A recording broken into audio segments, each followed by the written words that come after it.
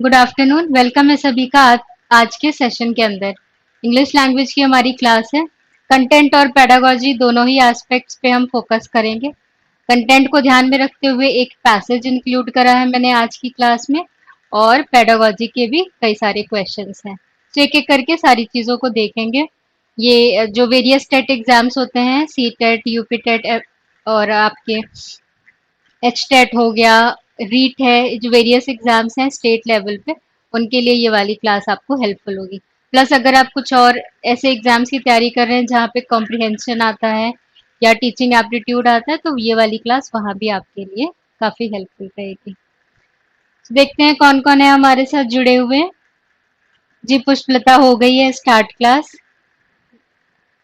लकिता है, आशीष, कंचन, शैली, संचय, सुनीत, ज्ञान जी, शशि पाठक है। स्वागत है सभी लोग का आज के सेशन के अंदर। शुरुआत करेंगे हम पैराग्राफ के साथ। आपके सामने स्क्रीन पे पैराग्राफ दिखाई देगा और आप पैराग्राफ को पढ़िएगा और फिर उसके ऊपर बेस्ड जो भी क्वेश्चंस होंगे उनके आंसर देने की कोशिश करेंगे। So let's check the passage. ये रहा हमारा इंग्लिश लैंग्वेज का पैसेज। देखते हैं क्या दिया गया है। Although there is a great deal of variation within each gender, on the average, men and women discuss a surprisingly different range of topics. So हम क्या बातचीत करते हैं, कहीं ना कहीं ये पैसेज उसके ऊपर फोकस कर रहा है। और क्या कहा जा रहा है कि men and women discuss a different range of topics। हमारे जो टॉपिक्स हैं बातचीत करने के वो क्या हैं, अलग अलग हैं। According to some studies, women and men ranging in age from 17 to 80, मतलब 17 से लेके 80 तक की जो एज है उसके बीच में फोकस किया गया है। Describe the range of topics each discussed with friends of the same gender. Certain topics were common to both men and women. So कुछ चीजें कॉमन थी क्या? Work, movies and television proved to be the frequent topics for both groups. तो ये common है, ये main भी इन topics पे बात करना पसंद करते हैं, विमेन भी इन टॉपिक्स पे बात करना पसंद करते हैं। The differences between men and women were more striking than the similarities. So striking word पे ध्यान दीजिएगा। The differences between men and women were more striking than the similarities. Female friends spent much more time discussing personal and domestic subjects. So female की बात हो रही है। Domestic subjects, relationship problems, family, health, reproductive matters, weight, food and clothing. Men, on the other hand, were more likely to discuss music, current events, sports, and business. Women were more likely to gossip about close friends and family. By contrast, men spent more time gossiping about sports, figures, and media personalities. So, ये third वाला जो paragraph है ये gossip के ऊपर है। सो women क्या gossip कर रही हैं, क्लोज फ्रेंड्स और फैमिली के बारे में। मेन क्या गॉसिप कर रहे हैं, स्पोर्ट्स फिगर्स और मीडिया पर्सनालिटीज के ऊपर। These differences can lead to frustration when men and women try to converse with each other. So, अपने अपने ग्रुप में सबकी बता दी गई कि कौन क्या बात करना पसंद करते हैं, पर अगर इनको आपस में बातचीत करनी हो तो क्या हो जाएगा, वहां पे फ्रस्ट्रेशन हो जाएगा। सो ये किसी का आर्टिकल था, किसी ने अपना थॉट प्रोसेस शेयर किया था, हम आपने पढ़ा है। अब हम क्या करेंगे, इसके ऊपर बेस्ड क्वेश्चंस को डिस्कस करेंगे। हाँ जी पुष्पलता, पैसेज इंटरेस्टिंग है ना। बात करने के ऊपर है कि कौन क्या बात करना प्रिफर करता है। तो क्वेश्चन देखिए और सही आंसर फाइंड आउट करने की कोशिश कीजिए।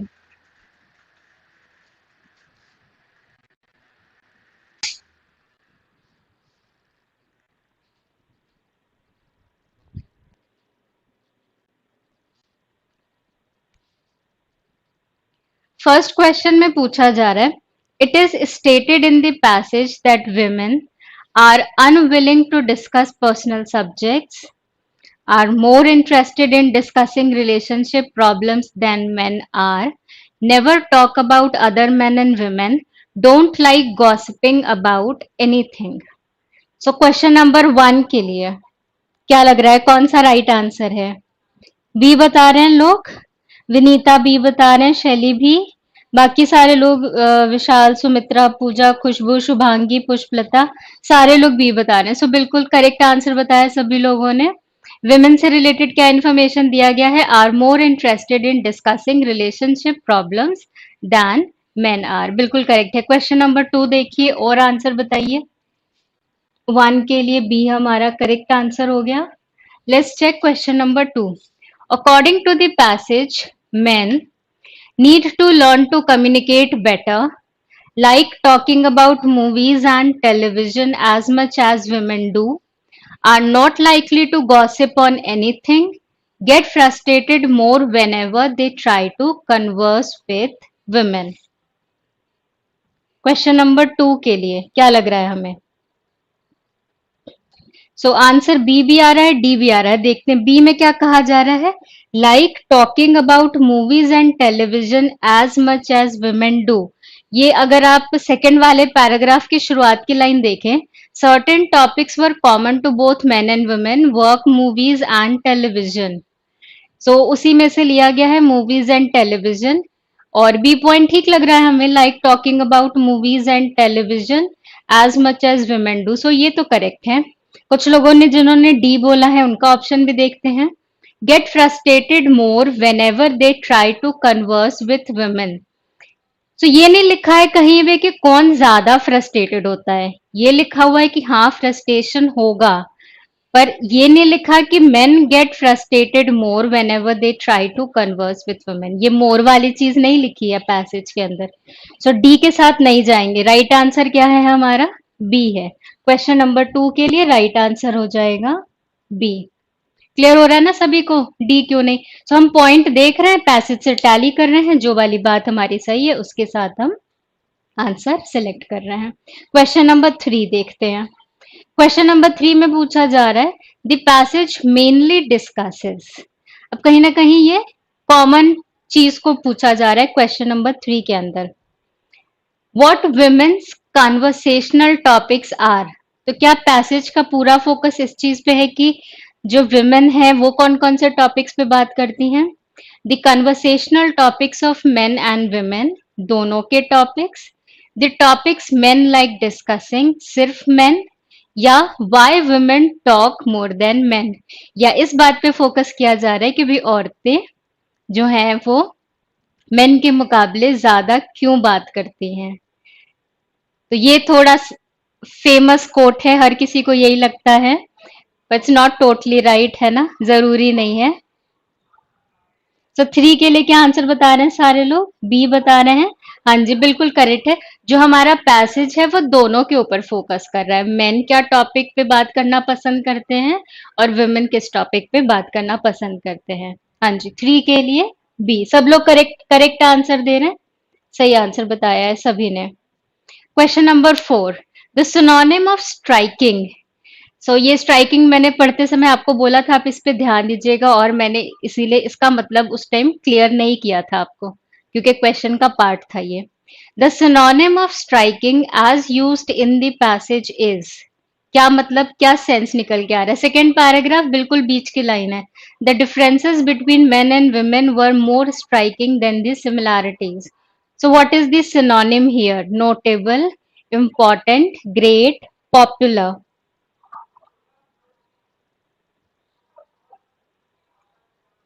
जी ए बता रहे हैं. बिल्कुल, वहां पे स्ट्राइकिंग का मतलब क्या है कि भाई ये ज्यादा क्लियर दिख रहा है हमें, बहुत ही क्लियरली नोटेबल है. बिल्कुल. सो क्वेश्चन नंबर 4 के लिए A is the right answer. Last question, question number 5, passage के ऊपर बेस्ड हमारा लास्ट क्वेश्चन. 5 देखें और उसका आंसर बताएं. It can be inferred from the passage that women have more things to share with each other than the men. है ये चीज? men and women are not likely to become friends, कि भाई ये तो कभी दोस्त नहीं बन सकते. relationship between men and women gets strained due to differences in interests, और children of both gender share similar interests. 5 के लिए क्या लग रहा है हमें? सो बच्चों की नई बात हुई यहाँ पे, सो डी के साथ तो नहीं जा सकते क्योंकि चिल्ड्रन की तो कहीं कोई बात ही नहीं हुई है, उसको बिल्कुल छोड़ दें। ए, बी और सी में से कौन सा प्रोमिनेंट लग रहा है हमें? सी लग रहा है, हाँ जी, जो बिल्कुल लास्ट लाइन लिखा हुआ है उसके बेसिस पे। These differences can lead to frustration when men and women try to converse with one another, so उसके बेसिस पे see, relationship between men and women gets strain due to differences in interest. So 5 के साथ सी। ठीक है जी, so correct है। ये थे हमारे पैसेज और उसके ऊपर बेस्ड क्वेश्चन। सो ये थे 5 क्वेश्चंस, आई होप। ठीक है जी, बिल्कुल डन है। आगे देखेंगे question number 6। So question number 6 से लेके क्वेश्चन नंबर 15 किसके ऊपर बेस्ड है? पेडागोजी के ऊपर बेस्ड है। इससे पिछली जो हमारी अभी इंग्लिश की क्लास हुई थी, इंग्लिश 1:30 बजे वाले टाइम स्लॉट में सीटेट के पेपर को ध्यान में रखते हुए, तो उसके अंदर मैंने एक पैसेज कराया था, एक पोयम कराया था और कुछ पेडागोजी के क्वेश्चंस कराए थे। सो जो लोग इंग्लिश एज पेपर 1, लैंग्वेज 1 बनना चाह रहे होंगे, उनकी एक पोयम भी आती है, सो आप देख लीजिएगा। इससे पिछली वाली क्लास आपको प्लेलिस्ट के अंदर मिल जाएगी, उसके अंदर पोयम भी डिस्कस किया हुआ है हमने।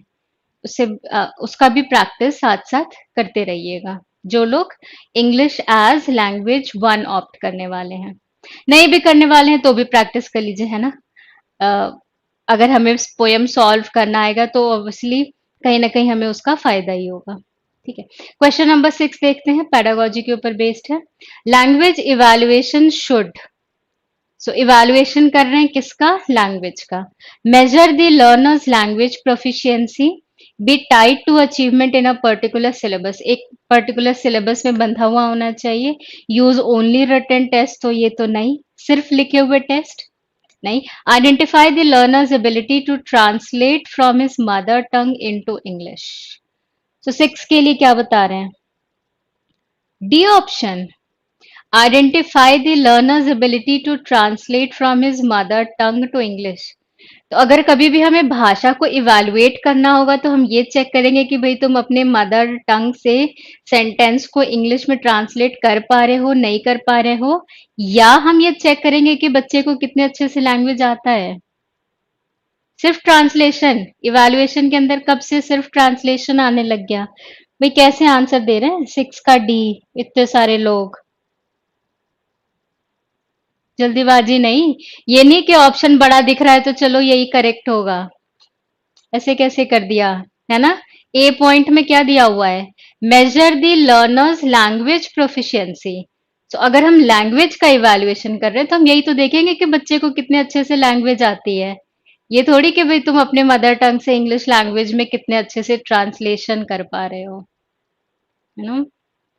बिल्कुल, जल्दी में किया है और कई लोगों ने जल्दी में कर दिया है, तो ध्यान देंगे, ऐसे मिस्टेक नहीं करेंगे। 6 के लिए राइट आंसर क्या है हमारा? ए है। ये तो ब्लंडर हो जाएगा, पेपर दे के आने के बाद फिर आप वही कहेंगे कि ये भगवान ये क्या कर दिया हमने, इतना आसान सा क्वेश्चन और उसको गड़बड़ कर दिया। ऐसे नहीं। क्वेश्चन नंबर 7 देखिए, English is considered as a library language because. तो क्वेश्चन खुद कह रहा है कि भाई इंग्लिश को हम क्या कहते हैं? लाइब्रेरी लैंग्वेज कहते हैं। क्यों कहते हैं उसके पीछे के रीजंस दिए गए हैं। A, majority of the books are available in English, only people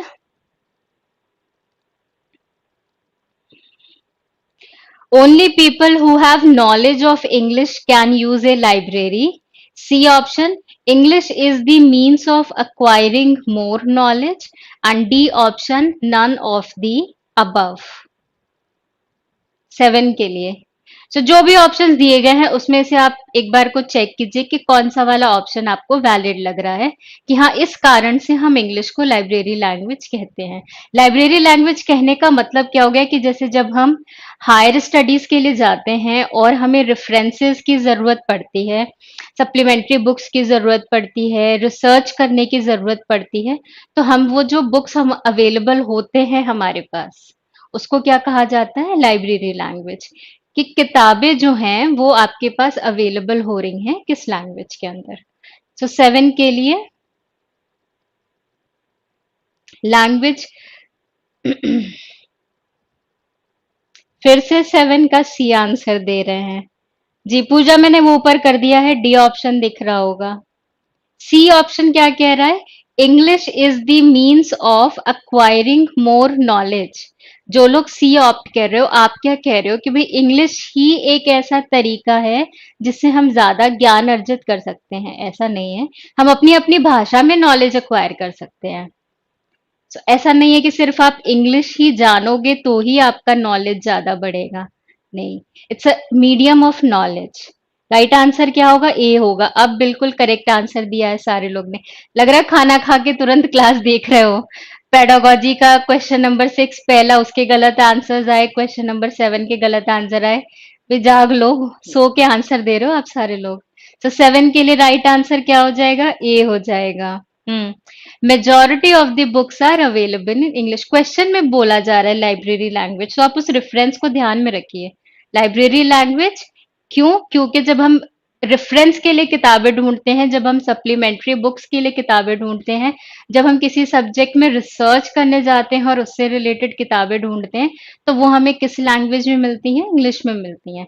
अब जैसे मान लीजिए कोई पढ़ते आ रहा है, फिर वो माइक्रोबायोलॉजी में रिसर्च करने जा रहा है, पीएचडी करने जा रहा है, तो वो जब किताबें ढूंढेगा उसको किस लैंग्वेज में मिलेंगी? इंग्लिश में अवेलेबल होंगी, है ना? इस वजह से। सो 7 के लिए राइट आंसर क्या हो जाएगा? ए हो जाएगा। हम्म, करेक्ट। करेक्ट है, बिल्कुल शुभांगी सही पॉइंट बता रहे हैं। सो सी वाला नहीं होगा कि English is the means of acquiring more knowledge. ये नहीं, इट्स अ लैंग्वेज। और लाइब्रेरी इसलिए कह रहे हैं क्योंकि किताबें उसमें ज्यादा हैं।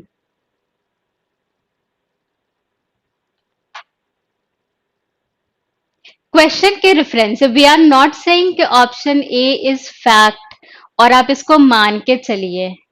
मैं क्वेश्चन दोबारा रिपीट कर रही हूँ। ये जो आपका क्वेश्चन है ये किस में आया हुआ है?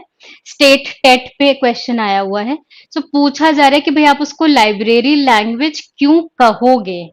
और लाइब्रेरी लैंग्वेज उसी रेफरेंस में कहा जाता है जहां पे जब हम रेफरेंस के लिए बुक्स लेने जाते हैं तो वो हमारे पास अवेलेबल होती हैं। So that's why we are going with option A. हम ये नहीं कह रहे हैं कि हाँ ये फैक्ट है और किताबें ज्यादा इंग्लिश में ही अवेलेबल हैं। We are not saying that.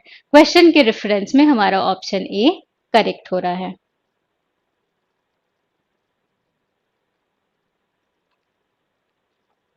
ठीक है, क्लियर हो रहा है? क्वेश्चन के रेफरेंस में जहां पे क्या लिखा गया है? लाइब्रेरी लैंग्वेज, इसलिए।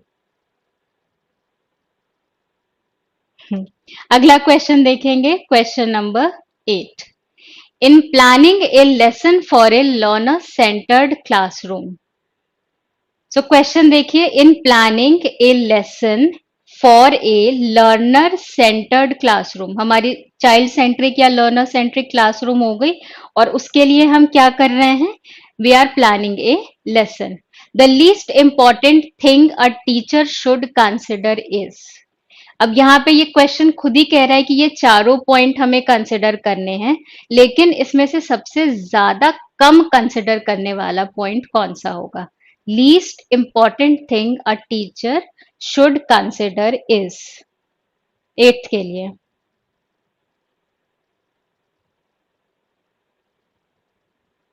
ठीक है। The different learning styles of the learners, the time available for teaching and learning, covering the syllabus in time, availability of teaching learning material। सो क्या बता रहे हैं किस वाली चीज पे हम सबसे कम फोकस करेंगे? क्वेश्चन क्या कह रहा है? Planning a lesson. आप एक लेसन बनाने जा रहे हो, लेसन प्लान बना रहे हो, और क्लास कैसी है आपकी? चाइल्ड सेंट्रिक है। तो सबसे कम ध्यान देने वाली चीज कौन सी है? लेसन प्लान बनाते समय बच्चों जो अलग अलग तरीके के बच्चे बैठे हैं हमारे क्लास में, we are having different learners learning styles.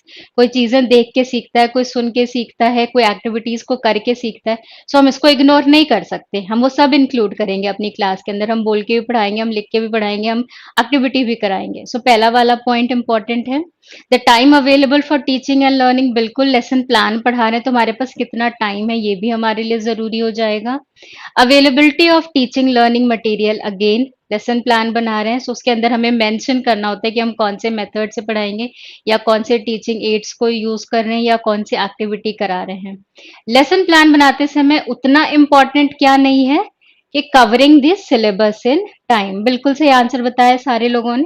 कौन सा हो जाएगा? Covering this syllabus in time. So 8 के लिए हमारा राइट आंसर हो जाएगा सी। ठीक है, ये करेक्ट है। क्वेश्चन नंबर 9 देखेंगे। When a student is asked to put punctuation mark and capital letters in a given sentence, so एक सेंटेंस दे दिया गया बच्चे को और उसमें क्या कहा गया है कि भाई आप यहाँ पे पंक्चुएशन मार्क्स लगाइए और क्या करिए? कैपिटल लेटर्स कीजिए। ठीक, in a given sentence it is actually a test on. हम आप भी करते हैं ये टॉपिक जब हम इंग्लिश की जनरल इंग्लिश की तैयारी करते हैं तो उसके अंदर कई बार हमारे पास ऐसे क्वेश्चन आते हैं जहाँ पे हमें पंक्चुएशन मार्क पे बेस्ड क्वेश्चन को सॉल्व करना होता है। तो ये क्वेश्चन अब पेडागोजी के अंदर पूछ रहा है कि अगर हम बच्चे से ये करने को कह रहे हैं तो हम एक्चुअली किस चीज पे फोकस कर रहे हैं? क्या हम उसका ग्रामर चेक कर रहे हैं, हम उसका कॉम्पोजिशन चेक कर रहे हैं, हम उसकी राइटिंग एबिलिटी चेक कर रहे हैं या फिर कैलीग्राफी? 9 के लिए क्या चेक कर रहे हैं हम? 9 के लिए आंसर देंगे।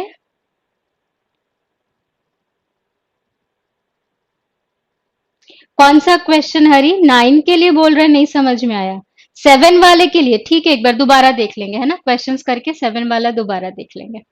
When a student is asked to put punctuation mark in capital letter वाला बताएं। 9 के लिए ए आंसर बता रहे हैं, सी बता रहे हैं, ए बता रहे हैं, डी भी बता रहे हैं। सो पंक्चुएशन मार्क्स और कैपिटल लेटर, इसके लिए हमारे पास ग्रामर है। ग्रामर के अंदर हम ये चीज पढ़ते हैं पर क्या एक्चुअली ये ग्रामर चेक कर रहे हैं हम इसमें कि बच्चे को सेंटेंस फॉर्मेशन सही से बनाने आ रहा है या नहीं आ रहा? ध्यान रखिएगा, जब पेडागोजी की बात होती है ग्रामर क्या रिप्रेजेंट करता है? सेंटेंस स्ट्रक्चर, एक पॉइंट। फिर कॉम्पोजिशन, कॉम्पोजिशन का मतलब होता है कि हम वो जो पीस ऑफ राइटिंग लिख रहे हैं, व्हाट वी आर कंपोजिंग, हम वो जो प्रोड्यूस कर रहे हैं। ठीक, तीसरा है राइटिंग, राइटिंग एबिलिटी कि भाई आपको ये सारी चीजें आती हैं या नहीं आती हैं राइटिंग एबिलिटी के अंदर। और चौथा है कैलीग्राफी। कैलीग्राफी कौन सा होता है? वो जो हम डेकोरेटिव लिखते हैं, है ना, काफी स्टाइल में जब लिखा जाता है, फॉन्ट्स वगैरह को डेकोरेटिव स्टाइल में लिखा जाता है, वो कैलीग्राफी। सो ये नहीं है ना। बिल्कुल ठीक है। सो यहाँ पे अब ये जो हमारा पंक्चुएशन है ये किसके अंदर आएगा? ये राइटिंग एबिलिटी के अंदर आता है। हम पढ़ते हैं ग्रामर के अंदर भी, पर ज्यादा पंक्चुएशन करेक्ट है किस चीज के लिए? राइटिंग एबिलिटी के अंदर, जहाँ पे आपके स्पेलिंग्स को इंक्लूड किया जाता है, पंक्चुएशन मार्क्स को इंक्लूड किया जाता है और ग्रामर को इंक्लूड किया जाता है। ये सारी चीजें किसके अंदर आ जाती हैं? राइटिंग एबिलिटी के अंदर। सो 9 के लिए राइट आंसर हो जाएगा सी। एग्जैक्टली ग्रामर के अंदर नहीं आएगा क्योंकि पेडागोजी के अंदर ग्रामर मतलब स्ट्रक्चर, स्ट्रक्चर यानी कि सेंटेंस स्ट्रक्चर, वो जो हम सब्जेक्ट वर्ब ऑब्जेक्ट वाली चीजें पढ़ते हैं कहीं ना कहीं उस पे फोकस हो जाता है, किसका? ग्रामर के अंदर आता है। पर जब हम तैयारी करते हैं एग्जाम की तो हम ग्रामर के अंदर ये वाली चीजें भी पढ़ते हैं, है ना। 9 के लिए सी करेक्ट आंसर है। हाँ जी, सी करेक्ट है, बिल्कुल कांति, बिल्कुल। आगे देखेंगे, 9 के लिए सी हो गया। Next question, question number 10। In learning a new language, multilingualism is, so bilingualism multilingualism दोनों शब्द समझते हैं। बाइलिंगुअलिज्म क्या हो गया? एक ऐसा सिनारियो, एक ऐसा सिचुएशन जहाँ पे दो भाषाएं बोली जाती हैं। मल्टीलिंगुअलिज्म ऐसा सिचुएशन, ऐसा सिनारियो हो गया जहाँ पे जो लोग हैं वो बहुत सारी भाषाएं बोलते हैं। सो बाइलिंगुअलिज्म और मल्टीलिंगुअलिज्म, मल्टीलिंगुअलिज्म को कहा जा रहा है कि in learning a new language, ये जो हमारा कंसेप्ट है मल्टीलिंगुअलिज्म का, ये क्या है? ये एक मेथड है, ये एक एसेट है, ये एक इंटरफेरेंस है या फिर ये एक बर्डन है? तो एसेट हम जो कह सकते हैं, जो हमारी पूंजी है, जो हमारा प्लस पॉइंट है, वो हो गया एसेट। इंटरफेरेंस यानी कि रुकावट पैदा करता है। मेथोलॉजी हम समझते हैं किसी भी चीज को करने का तरीका, मेथड जो आप फॉलो करते हैं। और बर्डन क्या हो गया? बोझ हो गया। तो मल्टीलिंगुअलिज्म को हम क्या कहेंगे? बिल्कुल सही आंसर बता रहे हैं। हमेशा, और ऐसा क्वेश्चन पूछते हैं, एक बार इन्होंने बून और कर्ज करके भी पूछा हुआ है। बून यानी कि वरदान सॉर्ट ऑफ, एंड कर्ज श्राप। सो इस तरीके से भी एक बार पूछा हुआ है। एक बार उन्होंने पूछा हुआ है कॉम्प्लेक्स चैलेंज और रेंज ऑफ अपॉर्चुनिटीज करके भी। सो इसी चीज को अलग अलग टर्म्स के साथ पूछा हुआ है, अलग अलग हमारे सेंट्रल जो टेट के एग्जाम्स होते हैं, सी टेट के अंदर या यूपी टेट के अंदर। सो हमेशा ध्यान रखेंगे इस चीज का। मल्टीलिंगुअलिज्म एक अच्छी बात है, इट्स अ प्लस पॉइंट। कहीं ना कहीं ये बच्चे को और सीखने में हेल्प करती है। सो सबने सही आंसर दिया हुआ है। हाँ जी, करेक्ट है। बून भी क्वेश्चन के अंदर पूछा जा चुका है। सो यहाँ पे 10 के लिए बी आंसर होगा। सही बता रहे हैं। 10 के लिए बी। संदीप, क्लास इंग्लिश की है इसलिए साथ में हिंदी के क्वेश्चन नहीं है ना। टेट के अंदर इंग्लिश लैंग्वेज की क्लास है, इसलिए सारे क्वेश्चन इंग्लिश इंग्लिश में है। हाँ जी हरी, बिल्कुल। ओके, पुष्पलता भी आंसर बता रही है, नो इश्यूज। 11 देखें। Analysing and studying the grammatical rules of a language is the basic approach of which method or approach? Analyzing and studying the grammatical rules of a language is the basic approach of which method or approach? क्या क्या option है हमारे पास? Direct method है, translation method है, playway method है और communicative approach है। Okay, शैली ने आंसर दिया हुआ है 11 के लिए बी, और आप क्या कह रहे हो? Translation method. सो चार मेथड्स हैं। डायरेक्ट मेथड कौन सा वाला होता है? जिसके अंदर इंग्लिश इंग्लिश में पढ़ाई जाती है। ग्रामर ट्रांसलेशन मेथड पूरा नाम है इसका। ट्रांसलेशन मेथड का पूरा नाम क्या है? Grammar translation method, also known as classical method, also known as traditional method.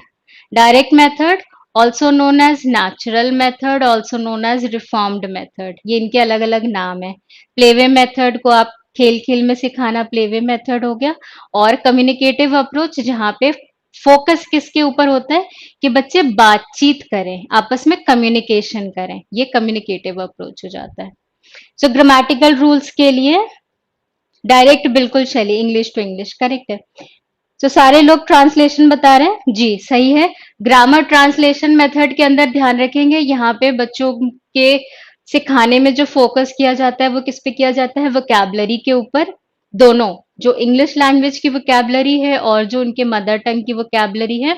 और ग्रामर के रूल्स, अगेन जो इंग्लिश लैंग्वेज सिखा रहे हैं उसके ग्रामर के रूल्स, प्लस मदर टंग के ग्रामर के रूल्स। और एक्सरसाइजेस कैसी होती हैं? ट्रांसलेशन एक्टिविटीज वाली एक्सरसाइजेस होती हैं, जहाँ पे एक गिवन सेंटेंस को वो इंग्लिश के सेंटेंस को मदर टंग में ट्रांसलेट करते हैं, या मदर टंग के सेंटेंस को इंग्लिश लैंग्वेज के अंदर ट्रांसलेट करते हैं।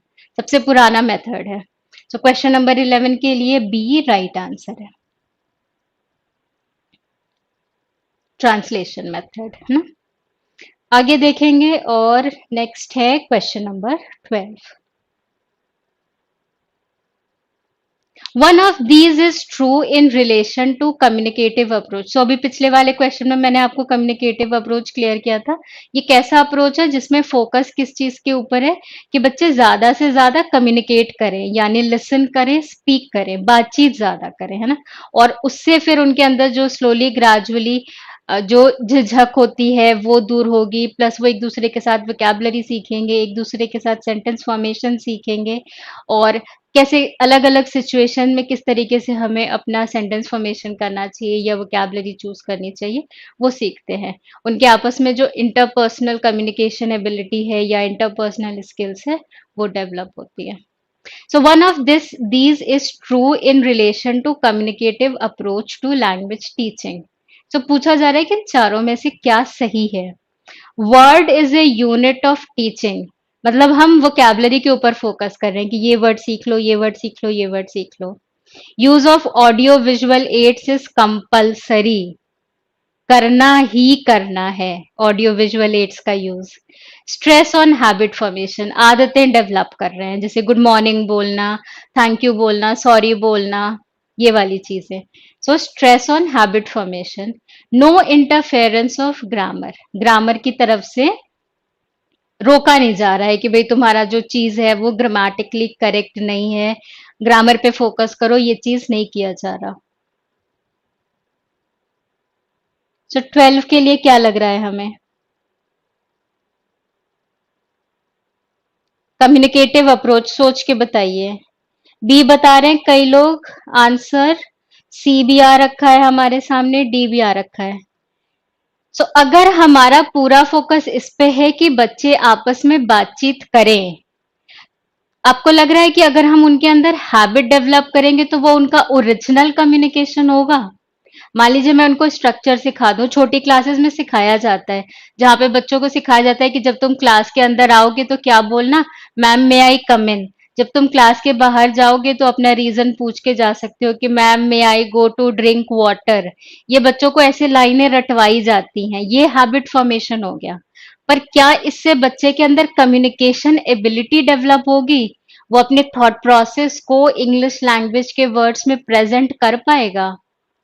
कम्युनिकेटिव अप्रोच के अंदर अगर हम फोकस करेंगे हैबिट फॉर्मेशन को लेके तो। फिर ऑडियो विजुअल एड्स की कंपलसरी वाली बात ठीक नहीं है। ऐसा कहीं नहीं हो सकता कि नहीं ये तुम्हें करना ही करना है, कुछ भी हो जाए, ये नहीं।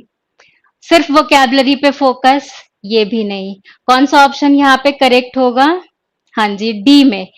इसके पीछे का भी लॉजिक देखिए, अगर आप चाह रहे हैं कि बच्चे इंग्लिश में बात करें और आप उनको घड़ी घड़ी टोकते रहेंगे, अरे ये फिर गलत बोल दिया तुमने, फिर जैसे उसने कुछ बोला, नहीं नहीं ये वाला वर्ड नहीं, ये वाला वर्ड यूज होगा, फिर उसने कुछ बोलने की कोशिश की, हमने उसको टोक दिया, यार कितनी बार बताया है इसके साथ ये लगता है, याद रखो। अगर हम ग्रामर पे फोकस करेंगे तो क्या वो मोटिवेटेड होगा बात करने के लिए? नहीं होगा।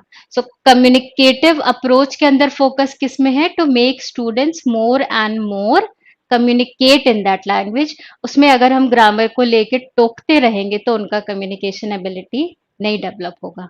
प्लस अगर आप थियोरेटिकली भी जाएंगे तो ये पॉइंट है उसके अंदर कि ग्रामर के ऊपर फोकस उतना नहीं किया जाता है।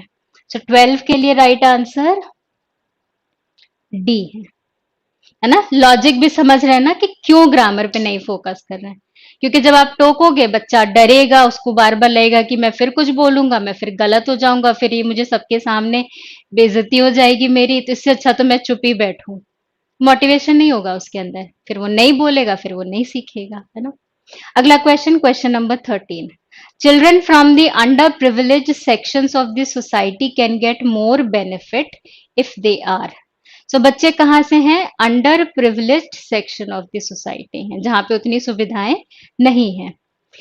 सो उनको फायदा देने के लिए हमें क्या करना चाहिए? एग्जेम्प्ट फ्रॉम होम असाइनमेंट, हम उनको घर होमवर्क ना दें, कोई भी छोड़ दें, कोई उनको कार्य ना दें, गृह कार्य। गिवन सिंपलर लर्निंग टास्क, सो औरों के मुकाबले जो आप उनको टास्क दें वो कैसे दें? सिंपल दें, आसानी से होने वाले टास्क दे दें। C, provided with training for self employment, मतलब हम उनको कुछ एक चीजें सिखाएं जिससे वो अपने एक्स्ट्रा टाइम में पैसे कमा सके, रोजगार की तरफ हम उनको लेके जाएं, सेल्फ एम्प्लॉयमेंट। या provided with better learning environment, या हम उनके सामने ऐसा एनवायरनमेंट क्रिएट करके दें जहां पे वो बेहतर तरीके से सीख सके, लर्न कर सके। क्या करेंगे 13 के अंदर हम लोग? डी करेंगे, बिल्कुल करेक्ट है। सो आसान काम देने से उनका भला होगा? नहीं, बल्कि वो तो और पीछे हो जाएंगे। और गृह कार्य नहीं देने से अगेन हमने उनको पूरी तैयारी नहीं कराई, भाई जो और दूसरे बच्चों को टास्क मिल रहा है वो उनको भी मिलना चाहिए। और रोजगार वाली बात भी नहीं, कहीं ना कहीं हम ये कह रहे हैं कि भाई तुमको अपने हिस्से के पैसे कमाने होंगे, फोकस करो इसके ऊपर। नहीं, क्या चीज है? क्योंकि हम सिखाने के लिए बैठे हैं और हमें पता है कि उनके घर में उस तरीके का एनवायरनमेंट नहीं मिलेगा, तो हमारी जिम्मेदारी बढ़ जाती है कि हम यहाँ पे जहाँ वो अभी आए हैं पढ़ने, वहां और बेहतर एनवायरनमेंट क्रिएट करके दें ताकि उनकी लर्निंग इम्प्रूव्ड हो, है ना? So D, provided with better learning environment. 13 के लिए डी है। और आज के हमारे लास्ट क्वेश्चंस, क्वेश्चन नंबर 14 और 15। क्वेश्चन नंबर 14 में क्या है? Which one of the following is the behavioural characteristic of creative individual? अच्छा, तो हमारी क्लास में जो लर्नर्स हैं, किसको आप कह सकते हो कि वो क्रिएटिव है? अगर वो क्यूरियस बाय नेचर है, यानी वो और जानना चाहता है, ये कैसे हुआ मैम, वो कैसे हुआ मैम, अगर हम इसको आपस में दोनों केमिकल को मिला देंगे तब क्या होगा सर, इस तरीके के क्वेश्चंस पूछे। हेजिटेट टू एक्सप्रेस देमसेल्फ, उसका क्या विचार है वो बताने में क्या करता हो, हेजिटेट करता हो। इनकेपेबल ऑफ डाइवर्जेंट थिंकिंग, यानी अलग अलग तरीके से सोचने की क्षमता नहीं है उसके अंदर, विविध सोच नहीं है। एंड रिजिड इन थिंकिंग, मतलब जो सेम ट्रैक है उसी पे रहता है कि नहीं मैंने ये पढ़ा है तो ये ऐसे ही होगा, ये और दाएं बाएं नहीं हो सकता। क्या करेंगे क्रिएटिव इंडिविजुअल के लिए? करेक्ट आंसर बता रहे, क्यूरियस बाय नेचर। ऐसा इंडिविजुअल क्या होगा? और ये कैसे हुआ, वो कैसे हुआ, ये कब होता है, ऐसे वाले क्वेश्चंस पूछे और उसके आंसर्स फाइंड आउट करने की कोशिश करें, उसको हम क्या कहेंगे, क्रिएटिव इंडिविजुअल है। ठीक है। और सीसीई के अंदर पूछा जा रहा है the term continuous refers to.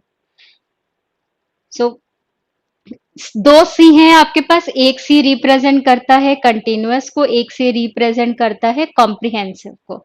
यहाँ पे पूछा जा रहा है कि ये जो कंटिन्यूअस है ये कौन से ऑप्शन के साथ रिलेट करेगा? वीकली असेसमेंट, हर हफ्ते टेस्ट लें हम, रेगुलर असेसमेंट, लगातार असेसमेंट लें, सबमिटिव असेसमेंट लें, पूरा कोर्स ड्यूरेशन के बाद एक असेसमेंट, या फॉर्मेटिव असेसमेंट यानी मल्टीपल तरीके के असेसमेंट्स लें और रेगुलर असेसमेंट्स लें। सो कंटिन्यूअस क्या रिप्रेजेंट कर रहा है? बी या फिर डी? कंटिन्यूअस और कॉम्प्रिहेंसिव दो चीजें हैं। सो वीकली, रेगुलर, सबमिटिव या फॉर्मेटिव?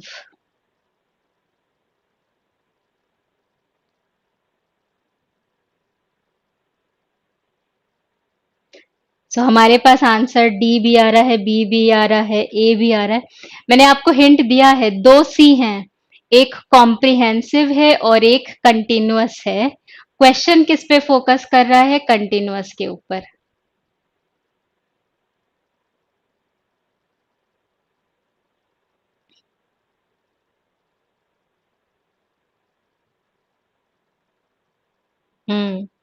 जी। सो कंटिन्यूअस माने असेसमेंट जो है वो उनका क्या हो, लगातार होता रहे। जी। ठीक है। एक कौन सा क्वेश्चन कह रहे थे आप लोग यहाँ पे? क्वेश्चन नंबर 17 कह रहे थे, है ना?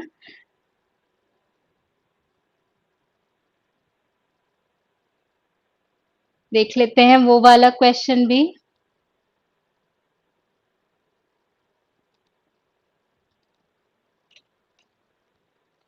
Question number 7।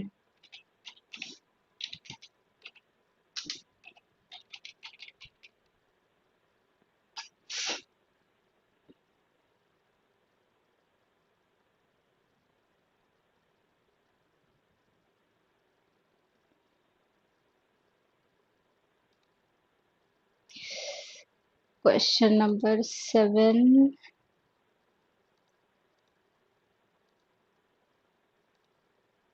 ये रहा, ये क्वेश्चन नंबर 7। हाँ जी बिल्कुल, 7 भी देख रहे हैं, करेक्ट है। 14 आए विनीता के, 14 कह रहे हैं। कंटिन्यूअस के लिए रेगुलर के साथ जाएंगे, है ना? सो 15 के लिए बी, लगातार की बात हो रही है ना? 7 वाले क्वेश्चन में देखें, इसको एक बार कह रहे थे आप लोग दोबारा देखने के लिए। English is considered as a library language because. So एक बार फिर से क्वेश्चन देख लेते हैं और उनके ऑप्शंस देख लेते हैं। कहा जा रहा है कि भाई इंग्लिश को आप लाइब्रेरी लैंग्वेज कहोगे किस लिए? Majority of the books are available in the English. दूसरा ऑप्शन कह रहा है ओनली पीपल। सो कई लोगों का मानना था कि भाई ए यहाँ पे करेक्ट नहीं है, सो हम ए को मान लेते हैं कि चलिए करेक्ट नहीं है, ठीक। अब बी देखते हैं। Only people who have knowledge of English can use a library. Can we go with option B? हम बी सेलेक्ट कर सकते हैं कि इंग्लिश को लाइब्रेरी लैंग्वेज इसलिए कहा जाए क्योंकि सिर्फ वही लोग लाइब्रेरी का यूज कर सकते हैं जिनको इंग्लिश आती है। ऐसा तो नहीं है हरगिज। सो हम बी के साथ नहीं जा सकते। सी ऑप्शन कह रहा है English is the means of acquiring more knowledge. अगर आप इस स्टेटमेंट को ट्रू बोल रहे हो, इसका मतलब हम क्या कह रहे हैं कि भाई हमारे जो और दूसरे लैंग्वेजेस हैं वहां से हम अपना नॉलेज कम अक्वायर करते हैं, यही कहोगे? तो क्या ये ट्रू होगा अगर हम कहेंगे कि English is the means of acquiring more knowledge? So C भी गलत हो रहा है। प्लस लाइब्रेरी का पर्सपेक्टिव क्या है? अवेलेबिलिटी ऑफ बुक्स के रेफरेंस में है कि study material and text books and resource things and different books available होने का पर्सपेक्टिव किसके साथ है? लाइब्रेरी के साथ है। सो अगर इंग्लिश को आप लाइब्रेरी लैंग्वेज कहोगे तो कौन से लैंग्वेज के साथ जाओगे? ऑप्शन ए, ऑप्शन बी या फिर ऑप्शन सी? बताइए अपने आप। 7 के साथ। जो लोग को डाउट था, मेरे ख्याल से हरी ने पूछा था। सो हरी, एक बार आप बताएं। मान लीजिए अगर आप कह रहे हो कि भाई ए गलत है, ए सही नहीं है, तो हर क्वेश्चन परफेक्ट नहीं होता है। आपको भी पता है एग्जाम के अंदर ऐसे नहीं आता कि बिल्कुल क्वेश्चन के अंदर जो भी ऑप्शन दे देगा बिल्कुल वो 100% करेक्ट होगा।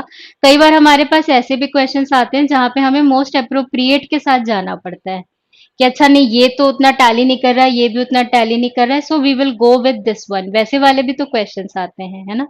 सो आप अब इस बेसिस पे फिर हम किसके साथ जाएंगे? लाइब्रेरी। लाइब्रेरी रिप्रेजेंट कर रहा है अवेलेबिलिटी ऑफ बुक्स, और क्वेश्चन कह रहा है कि हम इंग्लिश को क्या कहेंगे? Library language. सो हमारे पास कौन सा ऑप्शन बचता है? यही ऑप्शन तो बचता है। क्यों? क्योंकि majority of the books are available in English. मैं कहीं भी ये नहीं कह रही हूँ कि हमारी किताबें दूसरी लैंग्वेजेस में नहीं अवेलेबल हैं। I am not saying that. कई लोग बुरा मान गए, है ना? क्वेश्चन के बेसिस पे राइट ऑप्शन सेलेक्ट करने की कोशिश कर रहे हैं। ठीक है जी। हाँ जी, भाई हरी कहाँ चले गए? हरी के रिक्वेस्ट पे क्वेश्चन दोबारा डिस्कस हो रहा है। ठीक है। सो कोई नहीं, बाद में देख लेंगे वो। क्लियर है सभी को? है ना? क्वेश्चन नंबर 7, क्यों हमने ऑप्शन ए को सिलेक्ट करा है? क्योंकि वहां पे लाइब्रेरी टर्म यूज किया गया है और ए ऑप्शन के अंदर हमारे पास बुक्स की बात की गई है। ठीक है। सो ये थे हमारे आज के क्वेश्चंस। और आप लोगों ने, कुछ लोगों ने स्कोर भी शेयर किया हुआ है। 14 आया है शुभांगी का। Very good. विनीता का भी 14 आया हुआ है। ठीक है जी। सो ये थे हमारे आज के क्वेश्चंस, और ऐसे ही मेहनत से पढ़ते रहिए, प्रैक्टिस करते रहिए। और जिन्होंने जिन्होंने लिटरेचर का बैच ज्वाइन किया हुआ है उनसे रात में 9 बजे मुलाकात होगी, और जो लोग यूट्यूब पे पढ़ रहे हैं उनसे कल 9 AM दोबारा मुलाकात होगी। So take care everybody, keep smiling. So कोई बात नहीं, इग्नोर कीजिए, अपनी तैयारी कीजिए, है ना? It's okay. अगर डाउट है तो कोई भी पूछ सकता है ना, नो इश्यूज विद दैट। परेशान मत करो हरी को आप लोग। जी। Take care. बाय।